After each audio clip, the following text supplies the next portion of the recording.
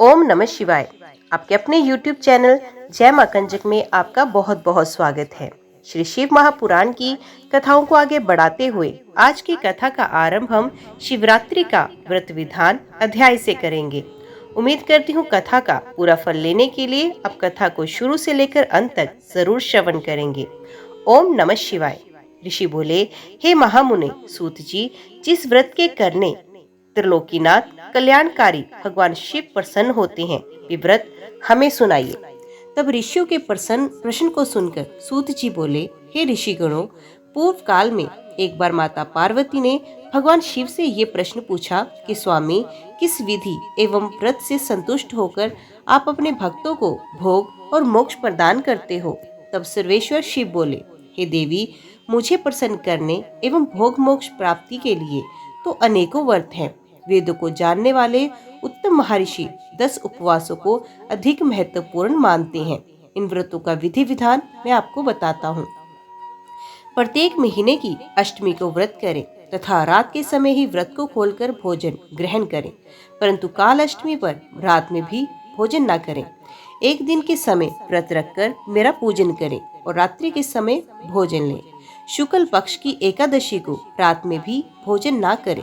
इसी प्रकार शुक्ल पक्ष की त्रयोदशी में रात को भोजन करें, परंतु कृष्ण पक्ष की त्रयोदशी पर रात में भी भोजन ना करें। इन सभी व्रतों में शिवरात्रि का व्रत सर्वोत्तम माना गया है। शिवरात्रि का व्रत फाल्गुन माह के कृष्ण पक्ष में होता है। इस दिन प्रातःकाल जल्दी जगे नित्य कर्म करने के पश्चात शिव मंदिर में जाकर विधि पूर्वक भगवान शिव का पूजन करने के पश्चात उनसे प्रार्थना करें कि हे नीलकंठ, मैं आज इस शिवरात्रि के उत्तम व्रत को धारण कर रहा हूँ। आपसे मेरी कामना है कि आप मेरे व्रत को निर्विघ्न पूर्ण करें। काम क्रोध शत्रु आदि मेरा कुछ न बिगाड़ सके। भगवान, आप सदा मेरी रक्षा करें। इस प्रकार संकल्प लें।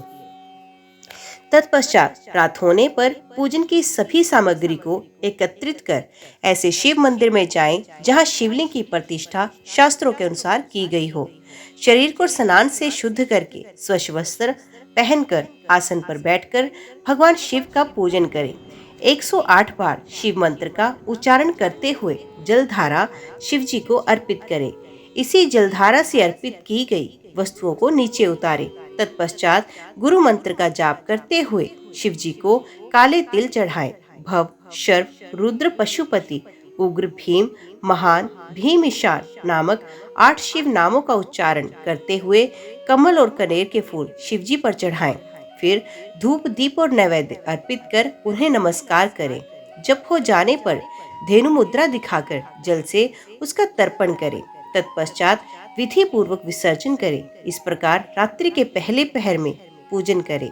रात्रि का दूसरा पहर होने पर पुण्य शिवलिंग पर गंध, पुष्प आदि द्रव्यों द्वारा सर्वेश्वर शिव का पूजन करें। 216 शिव मंत्र का जाप करते हुए पार्थिव लिंग पर जल धारा चढ़ाएं। तिल, जौ, चावल, बेलपत्र, अर्घ्य, बिजोर आदि वस्तुओं से पूजन करना चाहिए। तत्पश्चात खीर का नैवेद्य अर्पित करें तथा पुण्य शिव मंत्र का जाप करें। ब्राह्मणों को भोजन कराएं और संकल्प करें। फल और फूल अर्पित कर उसका विसर्जन करें। तीसरे पहर में ही विधि विधान से पूजन करें, परंतु इस पहर में जौ की जगह गेहूं और आग के फूलों से पूजन करें। पूजन के पश्चात कपूर से आरती करें। अर्घ्य के रूप में अनार अर्पित करें। फिर ब्राह्मण को भोजन कराएं और संकल्प लें। चौथा पहर आरंभ होने पर शिव जी का आवाहन करके उड़द, कंगनी, मूंग व 7 धातुएं, शंख, फूल एवं बिल्व आदि को मंत्र जाप करते हुए अर्पित करें। तत्पश्चात केले एवं अन्य फल मिष्ठान अर्पित करें और जप करें। फिर सामर्थ्य के अनुसार ब्राह्मणों को भोजन कराने का संकल्प करें। सूर्य उदय तक उत्सव करें। फिर स्नान करके भगवान शिव का पूजन करें। तत्पश्चात संकल्प किए हुए ब्राह्मणों को बुलाकर भोजन कराएं। फिर शिव जी से प्रार्थना करें, हे दयानिधान, कृपा निधान, देवादिदेव भगवान शिव, मैंने जाने अनजाने आपकी भक्ति में तत्पर हो आपका व्रत और पूजन किया। आप मुझ पर कृपा कर इस पूजन को स्वीकार करें। हे प्रभु, मैं चाहे जहाँ भी रहूं, मेरी भक्ति सदा आप में रहे। ये कहकर पुष्पांजलि अर्पित कर ब्राह्मण को तिलक लगाएं और उसके चरण स्पर्श कर आशीर्वाद लें। इस प्रकार विधि पूर्वक किए गए शिवरात्रि के व्रत का बहुत अधिक महात्म्य है। इस व्रत से शिव जी के सानिध्य की प्राप्ति होती है और मोक्ष पाकर वे मनुष्य सांसारिक बंधनों से छूट जाता है। इस उत्तम व्रत का महात्म्य श्री पार्वती जी एवं श्री हरि विष्णु ने भी सुना। फिर महिमा का गुणगान करते हुए वे बैकुंठ लोक को चले गए और फिर वहां जाकर विष्णु जी ने लोक कल्याण हेतु इस महाव्रत को किया। सूत जी बोले, हे ऋषिगणों, अब मैं आपको शिवरात्रि के महाव्रत की उद्यापन विधि बताता हूँ। 14 वर्षों तक शिवरात्रि के व्रत का नियम पूर्वक पालन करना चाहिए। त्रयोदशी के दिन सिर्फ एक बार भोजन करें, फिर चतुर्दशी को निराहार व्रत को पूरा करें। रात को शिवालय में गौरी तिलक मंडप की रचना करें, उसके बीच में लिंग व भद्र मंडल की रचना करें। उसी स्थान पर प्रजापत्य नामक कलशों की स्थापना करें। उस कलश के वाम भाग में पार्वती जी एवं दक्षिण भाग में शिव जी की प्रतिमा स्थापित करें एवं उनका पूजन करें। व्रत करने वाले मनुष्य को ऋत्विजों के साथ आचार्य का वर्ण करके उनकी आज्ञा से शिव जी का आवाहन करके विसर्जन तक पूरी रात्रि शिव जी का विधि पूर्वक पूजन करना चाहिए। भगवत संबंधी कीर्तन, गीत व नृत्य करते हुए रात बितानी चाहिए। प्रातः सनादि से निर्वृत्त हो विधि के अनुसार होम करें। फिर प्रजापति का पूजन कर ब्राह्मणों को भक्ति पूर्वक भोजन कराएं। भोजन कराने के पश्चात ऋत्विजों को वस्त्र आभूषण दे तथा बछड़े सहित गौ का दान आचार्य को करें। तत्पश्चात शिव जी से प्रार्थना करें कि हे महादेव, हे देवादिदेव, आप हम पर प्रसन्न हो और हमारी पूजा स्वीकार करें। ये कहकर मंडप की सब सामग्री भी आचार्य को दान कर दें। तत्पश्चात नम्रता पूर्वक दोनों हाथ जोड़कर मस्तक झुकाकर प्रेम से महाप्रभु देवादिदेव भक्तवत्सल भगवान शिव से प्रार्थना करें। हे देवादिदेव महादेव, देवेश्वर शरणागत वत्सल, शिवरात्रि के इस महाव्रत से संतुष्ट होकर आप मुझ पर कृपा करें। प्रभु, मैंने भक्ति पूर्वक विधि अनुसार इस शुभ व्रत का पूर्ण किया। फिर भी यदि कोई कहीं त्रुटि रह गई हो या कुछ कमी रह गई हो तो उसे क्षमा करे और मुझ पर अपनी कृपा दृष्टि करे। मैंने जाने अनजाने में जो भी जब पूजन किया उसे सफल कर स्वीकार करें। इस तरह शिवजी से प्रार्थना कर उन्हें नमस्कार करें। जो मनुष्य इस विधि के अनुसार इस शुभ व्रत को करता है उसका व्रत अवश्य ही सफल होता है। इस व्रत के प्रभाव से उस मनुष्य को मनोवांछित सिद्धि प्राप्त होती है। सूत जी बोले, हे ऋषियों, प्राचीन काल में गुरु द्रुह नामक भील अपने परिवार के साथ जंगल में रहता था। उसका कार्य पशुओं का वध करना था। इसी तरह से वे अपने परिवार का लालन पालन करता था। एक दिन की बात है, उसके घर में खाने पीने के लिए कुछ नहीं था। तब उसके माता पिता एवं अन्य सदस्य भूख से व्याकुल होकर भील से बोले कि हम भूख से मर रहे हैं, कुछ खाने का प्रबंध करो। ये सुनकर उस भील ने अपना धनुष बाण लिया और शिकार की तलाश में चला गया। संयोगवश उस ये शिवरात्रि का ही पावन दिन था। शिकारी दर दर भटकता रहा परंतु उसे कुछ नहीं मिला। धीरे धीरे रात घिर आई परंतु उसे खाली हाथ घर लौटना पड़ा। इसलिए वे तालाब के किनारे पर बैठ गया। जो भी पशु जल पीने यहाँ आएगा उसी का शिकार करूंगा, ऐसा विचार कर वे बेल के पेड़ पर चढ़ गया। रात घिर आई, तभी वहां एक हिरनी जल पीने के लिए आई। उसे देखकर भील ने अपने धनुष बाण पर चढ़ाया। उसी समय उसमें भीगे कुछ बेल के पत्ते वहां स्थित शिवजी की ज्योतिर्लिंग पर गिरे, जिसे भील द्वारा प्रथम पहर की पूजा हुई और भील के पापों का नाश हो गया। उधर भील के धनुष की टंकार से हिरनी सब कुछ जान गई। ये उस भील से प्रार्थना करने लगी, हे भील, आप मेरा वध करना चाहते हैं, मुझे मारकर अपनी भूख मिटाना चाहते हैं। यदि ऐसा करने से आपका दुख दूर होता है तो मैं मरने के लिए तैयार हूँ, परंतु आप थोड़ी देर रुक जाएं। मेरे बच्चे अकेले हैं, मैं उन्हें अपनी बहन के पास छोड़ के आती हूँ। तब भील को विश्वास दिलाकर वे हिरनी वहां से चली गई और भील उसके इंतजार में जागता रहा, इसलिए उसे जागरण का फल भी मिल गया।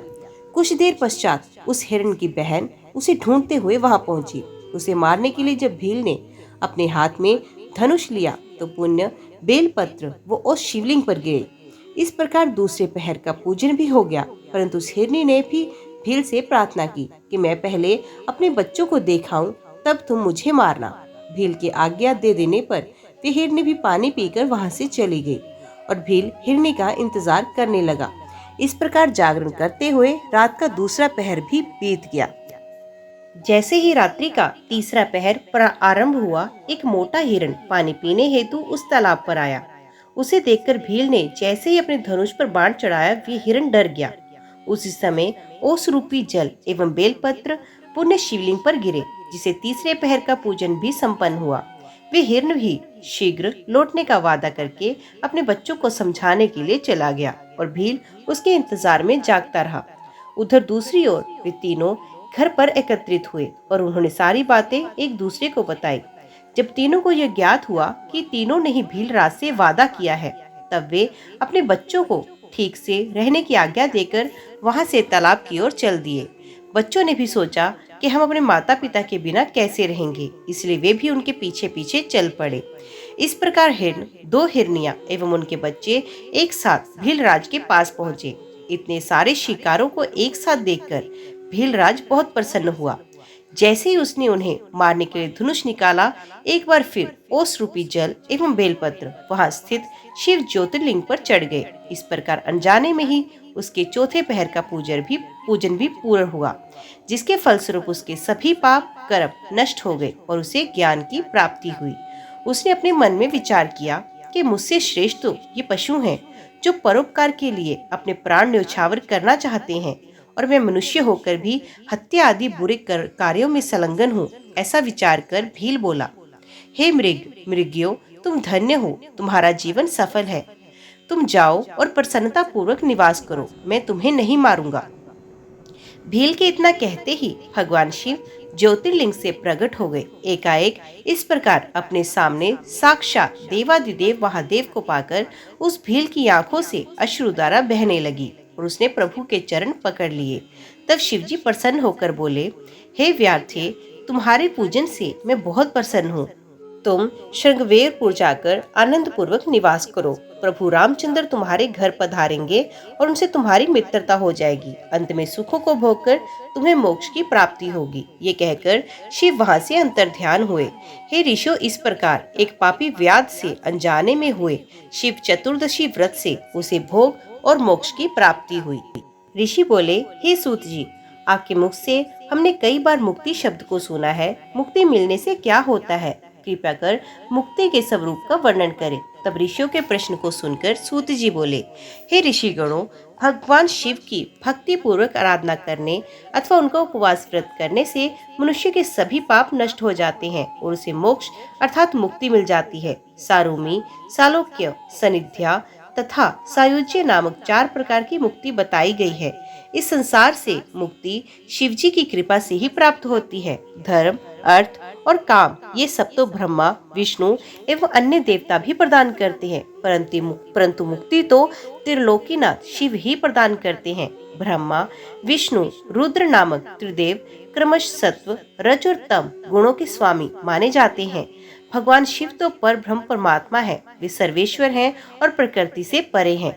कल्याणकारी सर्वेश्वर भगवान शिव ही विज्ञानमय, अव्यय, सर्वद्रष्टा, ज्ञान वल्लभ, धर्म, अर्थ, काम और मोक्ष के फल को देने वाले हैं।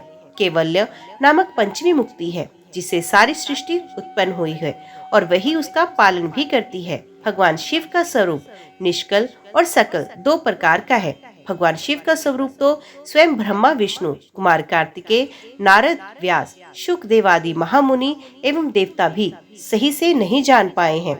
त्रिलोकीनाथ भगवान शिव सच्चिदानंद, सत्य ज्ञान, अंतरहित, अव्यय, अविनाशी हैं। वे सगुण भी हैं और निर्गुण भी हैं। वे शुद्ध, निर्मल एवं उपाधिरहित हैं। वे परम ब्रह्म परमात्मा भगवान शिव ही सर्वत्र व्यापक हैं। सूक्ष्म बुद्धि द्वारा भगवान शिव का भजन करने से ही अज्ञानता दूर होती है और सत्पुरुषों को शिव पद की प्राप्ति होती है। यद्यपि ज्ञान प्राप्ति अत्यंत कठिन है, परंतु भगवान शिव का शुद्ध मन से भजन करने से मुक्ति का मार्ग सरल हो जाता है। सदा शिव भजन के अधीन हो ज्ञान एवं मुक्ति से अपने भक्तों को अपनी शरण में ले लेते हैं, जिसकी परम कृपा से मुक्ति का मार्ग आसान हो जाता है। वे प्रेम का अंकुर रूप प्रेम लक्षण भक्ति ही है, जिसका वर्णन करना असंभव है। भक्ति गुण युक्त एवं गुण रहित अनेकों प्रकार की है, जिसका वर्णन अत्यंत कठिन है। वैद्य एवं स्वभाव की नामक भक्ति में स्वभाव की भक्ति श्रेष्ठ मानी जाती है। निष्ठ की भक्ति 6 और अनिष्ठ की भक्ति 1 प्रकार की है। उसके बाद फिर विहित एवं अविहित भेदों से कई प्रकार की है। इन दोनों के 9 अंग है। इनके द्वारा कठिन मुक्ति भी सुलभ हो जाती है। इस प्रकार भक्ति और ज्ञान दोनों एक दूसरे के पूरक है, उनमें भेद नहीं किया जा सकता। इनके साधक को सदा सुख की प्राप्ति होती है। अतः भगवान शिव की सदा भक्ति करनी चाहिए। मुनियों, मैंने मुक्ति का वर्णन आपसे किया, जिसे सुनकर सभी पापों से मुक्ति मिलती है। ऋषियों ने पूछा, हे सूत जी, ब्रह्मा विष्णु रुद्र एवं शिव कौन है? इनमें से कौन सगुण और कौन निर्गुण? कृपया कर हमारी इस शंका को दूर करें और हमें उनके स्वरूप के बारे में बताएं। सूत जी ने ऋषियों के प्रश्न को सुनकर कहा, हे ऋषिगणों, वेदों का श्रेष्ठ ज्ञान रखने वाले ये मानते हैं, निर्गुण परमात्मा ने सर्वप्रथम जिस सगुण रूप को उत्पन्न किया, वे रूप ही शिव है। उन्हीं से प्रकृति उत्पन्न हुई। उन दोनों प्रकृति पुरुष जल के नीचे जिस स्थान पर कठिन तपस्या की, उसे पंचकोशी कहा जाता है, जो कि काशी में स्थित है। ये पूरा विश्व जल में व्याप्त है। ये सोचकर श्री हरि विष्णु जल में ही सो गए और इसी कारण वे नारायण नाम से प्रसिद्ध हुए एवं प्रकृति रूप माया नारायणी कहलाई। नारायण के नाभि कमल से ही पितामह ब्रह्मा की उत्पत्ति हुई। ब्रह्मा के उत्पन्न होने पर उन्होंने अपने को पैदा करने वाले के विषय में जानने के लिए घोर तप किया। तत्पश्चात उन्हें विष्णु जी के दर्शन हुए। तब ब्रह्मा और विष्णु दोनों में किसी बात को लेकर विवाद हुआ। इसी विवाद को शांत करने के लिए महादेव प्रकट हुए। तब लोकहित के लिए भगवान शिव पुण्य ब्रह्मा जी की ललाट से प्रकट हुए, रुद्र के नाम से विख्यात हुए। इसलिए सगुण और निर्गुण शिव में कोई अंतर नहीं। भगवान शिव अनेक प्रकार की लीलाएं करने वाले हैं और अपने भक्तों को श्रेष्ठ गति प्रदान करने वाले हैं। यही ब्रह्मा जी और श्री हरि विष्णु की सहायता के लिए यहाँ प्रकट हुए हैं। सभी देव भगवान शिव की भक्ति और पूजा करते हैं। जो मनुष्य अन्य देवताओं की भक्ति करते हैं, वे अन्य देवताओं में विलीन होते हैं और जब उन देवताओं का रुद्र में विलय होता है, तब उन्हें शिव भक्ति प्राप्त होती है। जबकि भगवान शिव में आस्था रखने वाले सभी भक्त शीघ्र ही रुद्र स्वरूप हो जाते हैं। अज्ञान के कई प्रकार हैं, जबकि ज्ञान का कोई अन्य प्रकार नहीं है। ब्रह्मा जी से लेकर तृण तक सभी शिव जी के रूप हैं। इस सृष्टि का आदि, मध्य एवं अंत सब शिव है। इस सृष्टि का अंत हो जाने पर भी शिव स्थित रहेंगे। त्रिलोकीनाथ भगवान शिव ही वेदों के रचयिता हैं। वे सब विद्याओं के स्वामी हैं। वही सृष्टि की रचना करते हैं। संसार में निवास करने वाले प्राणियों का पालन एवं संहार करने वाले सर्वेश्वर शिव ही हैं। देवादिदेव महादेव ही कालों के महाकाल हैं। ये सब कुछ अपनी इच्छा के अनुसार ही करते हैं। कल्याणकारी भगवान शिव अनेक रूप होते हुए भी एक रूप हैं। ये उत्तम शिव ज्ञान तत्व बताया गया है और उसे ज्ञानी मनुष्य ही जान सकते हैं।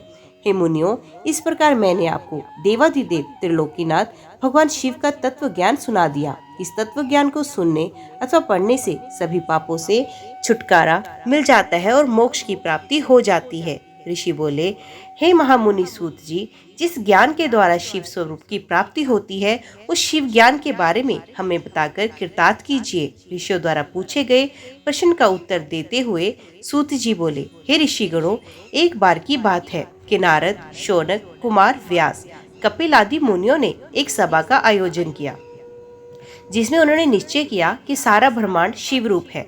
उनकी इच्छा से ही जगत की रचना हुई। वे ही है जिनके कारण यह संसार चलायमान है। ये चित्त स्वरूप और शुभ लक्षणों से युक्त वेदों को जानने वालों में श्रेष्ठ परम ब्रह्म परमात्मा है। शिवजी अज्ञान से परे ज्ञान के विशाल भंडार हैं। मनुष्यों के भ्रम के कारण ही शिव अनेकों रूप में दिखाई देते हैं, परंतु जब मनुष्य अज्ञान को मिटाकर ज्ञान की प्राप्ति करता है, तब वे सदा शिव के उस एक स्वरूप को जान और समझ सकता है। जिस प्रकार इस ब्रह्मांड में सबको प्रकाशित करने वाला केवल एक सूर्य है, परंतु जल में उसके अनेक प्रतिबिंब दिखाई पड़ते हैं, इसी प्रकार शिवजी भी एक होते हुए भ्रम के कारण अनेक दिखाई देते हैं। इस संसार में हर प्राणी अपने अहंकार और घमंड का फल भोगता है। भगवान शिव तो भक्त वत्सल है, वे सदा ही अहंकार रहित हैं। उनका विधि विधान एवं भक्ति भावना से किया गया पूजन पापों का नाश करने वाला तथा ज्ञान प्रदान करने वाला है। जब अज्ञान का नाश होता है तभी ज्ञान का उदय होता है। ज्ञान के उदय से अहंकार का नाश हो जाता है। अहंकार के नष्ट होने से बुद्धि निर्मल होती है। मनुष्य भगवान शिव को स्वरूप को प्राप्त करता है। वे जीवन मरण के बंधनों से मुक्त हो जाता है। वे मनुष्य अपने शरीर को त्याग कर शिव में ही विलीन हो जाता है। इसी को मुक्ति कहा जाता है। संसार में ज्ञानी मनुष्य वही है जिसे ना कोई खुशी हो और ना ही कोई गम सताता है, जिसे अच्छे बुरे का कोई अंत नहीं पड़ता। सुख और दुख दोनों ही समान रूप है। जब मनुष्य मन में मुक्ति की कामना लेकर आत्मयोग के द्वारा शरीर को शिव साधना में समर्पित कर देता है, तब वे सांसारिक व्याधियों से छूट जाता है। मोक्ष की प्राप्ति के लिए भगवान सदा शिव से बढ़कर कोई देवता नहीं। उनकी शरण में जाकर ही जीव संसार के बंधनों से मुक्त हो जाता है। ब्राह्मणों, इस प्रकार वहां पधारे हुए ऋषियों ने आपस में ये निश्चय किया कि ज्ञान की बातों को अवश्य ही मन मस्तिष्क में मनुष्य को धारण करना चाहिए। इस प्रकार मैंने आपको आपके द्वारा पूछी गई सब बातें बताई। अब आप और क्या जानना चाहते हैं? ऋषि बोले, हे व्यास शिष्य सूत जी, हम आपको नमस्कार करते हैं। आप धन्य हैं और त्रिलोकीनाथ शिव के भक्तों में श्रेष्ठ हैं। आपकी अनुकंपा से हमारे मन की सभी शंकाएं मिट गई और पापों का नाश करने वाले और मोक्ष देने वाले शिव तत्व के ज्ञान की प्राप्ति हुई, जिससे आज हमारा जीवन सफल हो गया। सूत जी बोले, हे द्विजो, जो मनुष्य श्रद्धाहीन, नास्तिक और भक्ति में रुचि नहीं रखता, उसे शिव तत्व ज्ञान का उपदेश नहीं देना चाहिए। इस शिव तत्व ज्ञान का उत्तम उपदेश मुझे व्यास जी ने दिया है। ये ज्ञान उन्हें वेदों, पुराणों, शास्त्रों और इतिहास के अध्ययन से प्राप्त हुआ। इसे एक बार सुनने से पापों का नाश हो जाता है, दोबारा सुनने से उत्तम भक्ति प्राप्त होती है और तीसरी बार सुनने से मनुष्य को मोक्ष की प्राप्ति होती है। इसलिए भोग और मोक्ष की कामना करने वाले को शिव तत्व ज्ञान को बार बार सुनना चाहिए। ये शिव ज्ञान शिव जी को अत्यंत प्रिय है। ये ज्ञान भोग और मोक्ष प्रदान करने वाला है। इससे शिव जी में भक्ति बढ़ती है। शिव पुराण की इस आनंददायिनी पुण्यमयी चौथी संहिता का नाम कोटि रुद्र संहिता है। इसका भक्ति पूर्वक अध्ययन अथवा श्रवण करने से परम गति की प्राप्ति होती है। ओम नमः शिवाय। आज की वीडियो में इतना ही। उम्मीद करती हूँ वीडियो आपको पसंद आई होगी। वीडियो पसंद आई हो तो वीडियो को लाइक और चैनल को सब्सक्राइब जरूर कीजिएगा। ओम नमः शिवाय लिखकर कमेंट बॉक्स में अपनी हाजिरी लगवाना ना भूलिएगा। तो मिलते हैं अगले अध्याय के साथ। तब तक के लिए देखते व सुनते रहिए। जय मां कंजक, जय माता दी।